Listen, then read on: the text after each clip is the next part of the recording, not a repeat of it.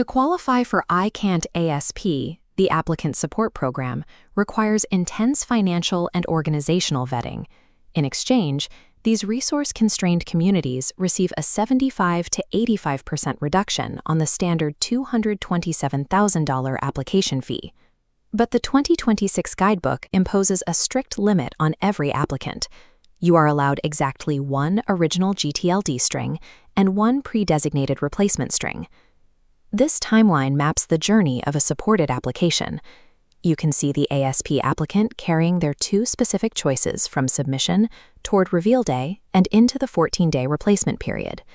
The vulnerability triggers right here. If well-capitalized competitors happen to apply for those exact same strings, both of the ASP applicants' choices fall into a direct contention set.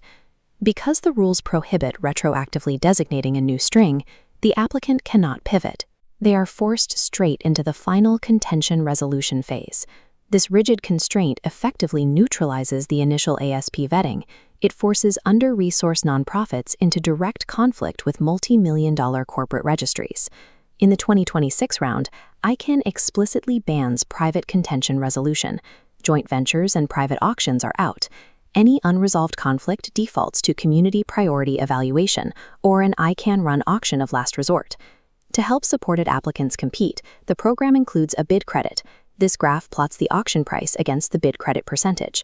The credit holds at 35%, up to a hard cap of $1.75 million. The math breaks down rapidly from there. Once the winning auction price surpasses $5 million, the support percentage phases out. By the time the auction reaches $9 million, the ASP support drops to zero. The applicant is mathematically eliminated. Average high-value contention sets in previous rounds easily cleared that $9 million threshold. With bid credits unable to compete against massive institutional capital, the current guidebook structure effectively subsidizes a guaranteed loss. We can resolve this with a targeted repair called the ASP post-reveal safety string. This outlines a rescue mechanism available exclusively to eligible, supported applicants. The trigger is precise. The safety valve opens only if the applicant's original and replacement strings both fall into contention after reveal day. The first operational guardrail requires the chosen safety string to be 100% uncontested.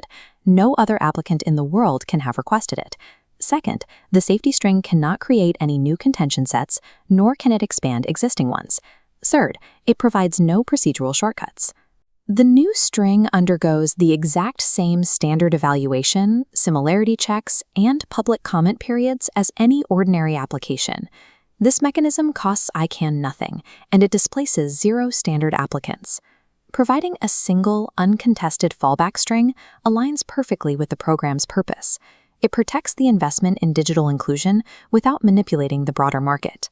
While the theoretical logic holds, we have to stress test this against the procedural realities of a locked 2026 guidebook. The procedural vulnerability lies in the timing. This gap shows the safety valve opening after reveal day, but before string confirmation day. ICANN calls this an informational advantage. It allows one applicant class to make choices possessing full knowledge of the competitive landscape. Standard commercial applicants will weaponize this nuance. They will argue the ASP is receiving an unfair retroactive advantage. Process bodies like the Standing Predictability Implementation Review Team, or SPIRT, are highly sensitive to implementation complexity and any perception of system gaming. Despite the strict guardrails, the post-reveal timing introduces a severe procedural hurdle. ICANN is highly likely to reject it for immediate implementation. We can neutralize that friction with an alternative patch: dual pre-submission replacements. This allows ASP applicants to designate two replacement strings when they first file. At submission, the applicant holds 3 tokens, the third locked. It stays dormant unless the first 2 fall into contention. This eliminates the informational advantage objection. Locking choices blind before reveal day ensures no one can accuse them of gaming the board. While slightly less precise than choosing a string post-reveal, this method operates entirely within the pre-submission architecture already built into the guidebook. This backup fix preserves the ASP's equity mandate while stripping away procedural friction. It is a highly viable mechanism for the 2026 round. The primary ask is theoretically ideal, but procedurally hazardous. In contrast, the backup ask secures a fallback for applicants within the existing pre-reveal rule set. This requires a bifurcated strategy for advisors. We separate immediate action from long-term record building. Track 1. We push the dual pre-submission proposal as a late guidebook clarification. Track 2. We submit the post-reveal safety string into formal community comments. This two-track approach protects the communities applying right now in 2026, while continuously advancing the long-game policy argument for future rounds. This debate is not about granting a special third chance, nor is it seeking preferential market treatment for under-resourced groups.